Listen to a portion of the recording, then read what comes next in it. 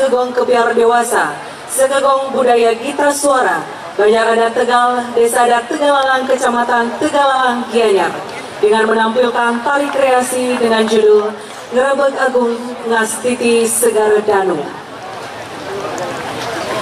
Diawali dengan munculnya teja dari atas pohon beringin hingga ke angkasa, dan sebuah batu yang dilihat oleh Ide Cokorde Ketut Segara yang memiliki pengikut bernama Muluk Babi.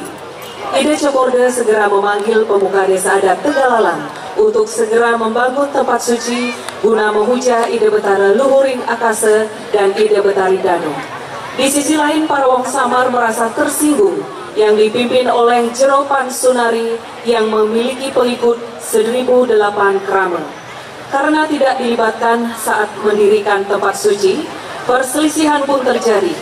Berkat kebijakan Ide Cokorde Ketut Segara dengan para pemuka desa adat Tegalalang, Wong Samar diajak bersama untuk mendirikan pura yang bernama Pura Kayangan Jagat Penataran Dhuwur Pingin. Setelah berhasil mendirikan Pura Kayangan Jagat Penataran Dhuwur Pingin, dilaksanakan upacara besar untuk menghormati jasa para Wong Samar. Upacara ini dinamai Ngerebek. Ngerebek diawali dengan persembahyangan bersama, lunas paice alit dan paice gede bersama makanan yang dipersiapkan oleh masing-masing krama desa adat.